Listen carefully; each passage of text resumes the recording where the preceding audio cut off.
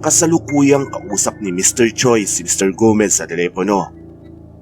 Isang fresh na atay at puso ng bata, 500,000? Masyadong lumaat ang mataas. Ano ko ba naman, Mr. Gomez? Barya na lang sa iyo yan. Kahit na, isang beses lang naman namin kakainin iyan. Kahit ako nga hindi pa mabubusog niyan. Mr. Gomez, huwag kang magtaas ng boses. Tigil-tigilan mo na rin ang kakuriputan mo. Gusto mo ba, ikaw na ang lalabas at mamimiktima? Malalagay sa panganib ang buhay mo at pamilya mo. Napaisip naman si Mr. Gomez.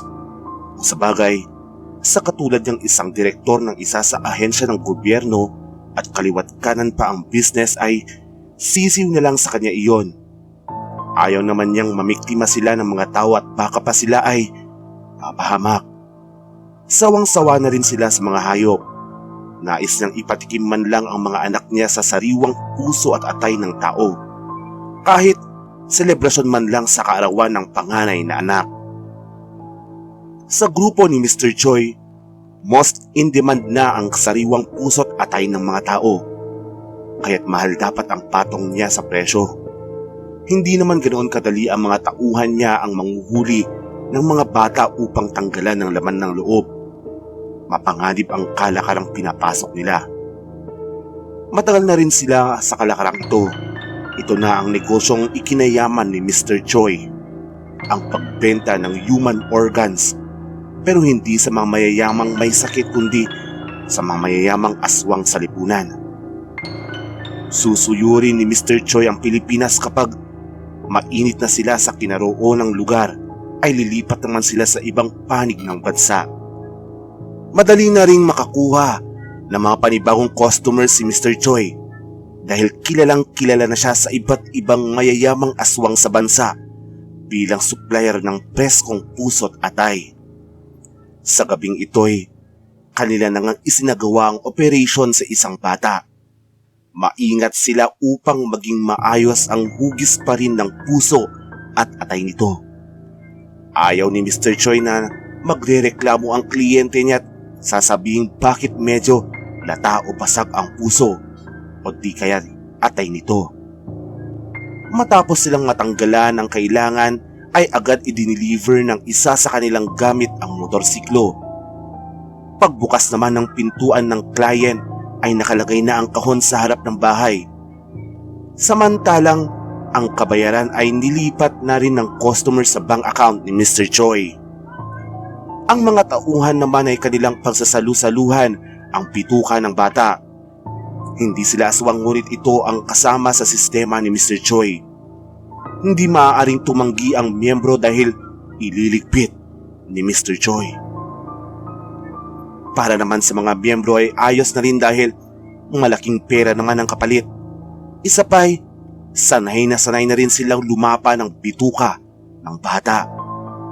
Para lang silang lumalapa ng hilaw na karne ng hayop. Kinabukasan, matatagpuan ang nakahundusay na bangkay ng bata. Wala na ang lamang loob at may nakalagay sa loob ng tiyan na 10,000 piso. Pero sa kabayrang umano ng buhay ng bata. Si Police Inspector Clavy de Dios, isa siyang pulis na matagal nang gustong tuklasin ang lagim na ito.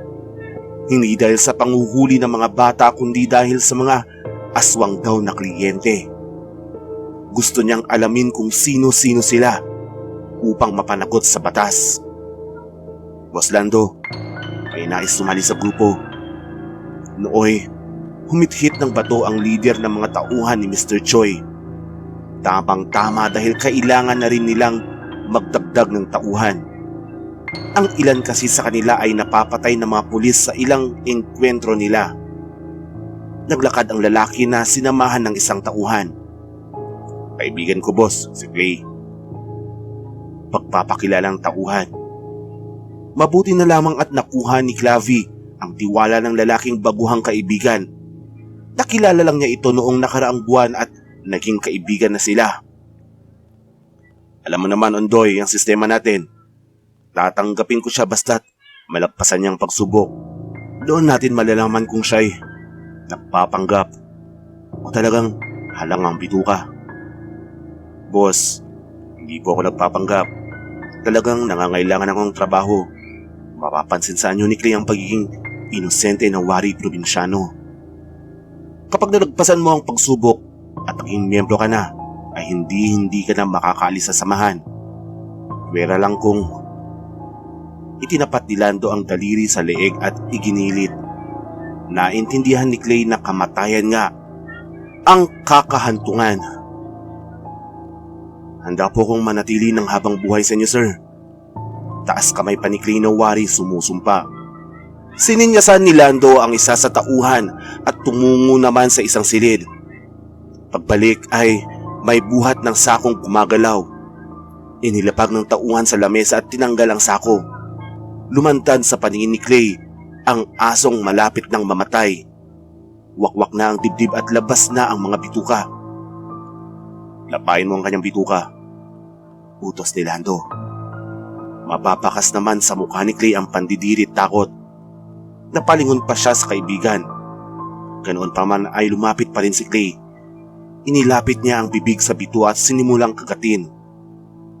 Nagkakawag naman ang aso na tila nahihirapan hanggang sa mapugto ang hininga. Habang si Clay ay patuloy sa paglapa, naubos na ni Clay ang buong lamang loob. Pinatigil lamang niya ni Lando dahil parang uubusin pa ang buong aso. Magaling! Pinabilib mo ko. Para kang tunay na aswang. Humalakhak si Lando. Nanghuli na nga sila ng mga bata. May isa silang nahuli. Nanonood lamang si Clay habang isinasagawa na ang operasyon. Tiniyak ang tiyan at pinutol ang mga lamang loob.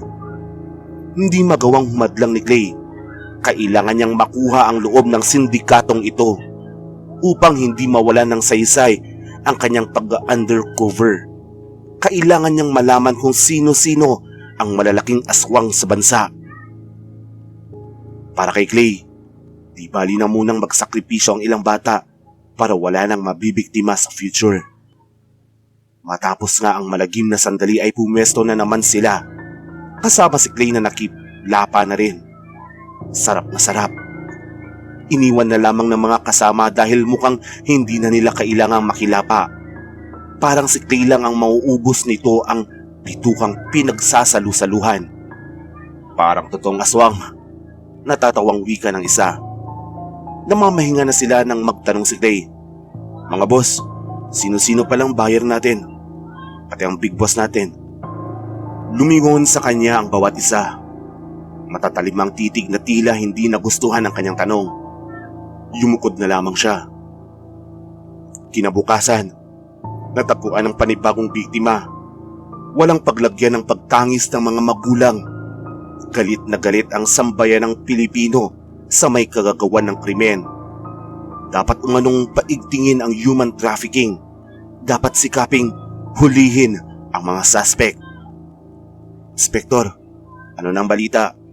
Nakuha mo namang buong information? Tawag ng kanyang hepe sa kabilang linya. Hindi pa, sir. Alihim sila. Aba, dapat mong madaliin. Isa na ang nagbuwis ng buhay. Kawawa ang mga bata kung hindi natin mapapabilis ito. Sige, sir. Makakaasa ka. Isa na namang bata ang isinagawa ang operasyon. Si Clay ay naglalaway na. Makakatikim na naman siya ng masarap na putahe. Matapos may isagawa iyon ay dumating ang kanilang big boss, si Mr. Alejandro Choi. Kalahating Pilipino at kalahating insik. Pinlakpakan nito nang marating si Clay na nakatutok sa paglapa ng bituka. Hinibo pa niya ito sabay sabing, "Ganyan nga bata." May gaganaping malaking event ang mayayamang aswang sa lipunan. Dahil doon, madami silang order na puro pusot atay ng mga tao. Naging busy na rin ang grupo ni Mr. Choi sa panghuhuli ng mga bata. Pati si Mr. Choi ay naroroon na rin sa kanilang malawak na hideout. Doon isinasagawa ang mga krimen. Kaidaming batang nahuli na kasalukuyang nag-iiyakan. Inihanda na rin ang mga matatalas na bagay. Nang bigla ay nagsidatingan ang madaming bilang ng mga pulis. Nakipagsabayan ng baril ang mga bantay sa labas, ngunit wala silang binatbat. "Boss! Mga parak!" sumbong ni Ondoy. Naghiwa-hiwalay ang mga taong naroroon. Si Mr. Choi ay tumungo sa likuran. Napasok na ng mga pulis ang lugar at nagkapalitan ulit ng putok. Namatay ang mga kalaban at naisalba ang mga bata. Si Mr. Choi ay kasalukuyang sakay ng magarang sasakyan kasama ang isang driver at 3 tauhan nang bigla silang pagbabarilin ng isang naroroon na si Clay. Maging ang driver ay butas ang ulo. Itinutok ni Clay ang baril kay Mr. Choi. "Pulis ito at sumuko ka sa batas!" Hindi naman makapaniwala si Mr. Choi. Samantala, ang mga nagkakasiyahang pangkat ng mga aswang ay naghihintay pa rin sa delivery. Maya-maya'y dumating ang isang van. Ibinaba ang madaming kahon. Bilang sorpresa naman ay inipon lang iyon ng mga aswang sa mahabang lamesa sa gilid. Kapag kainan na ay sa kanila ilalabas. Sumapit na nga ang 12:00 ng hating gabi. Kanilang ipinarada ang madaming box sa gitna. Isa-isang binuksan, ngunit ganoon na lamang ang galit nila sa nabuksan. Kay raming puso at atay, ngunit hindi mula sa tao, kundi mula sa mga aso.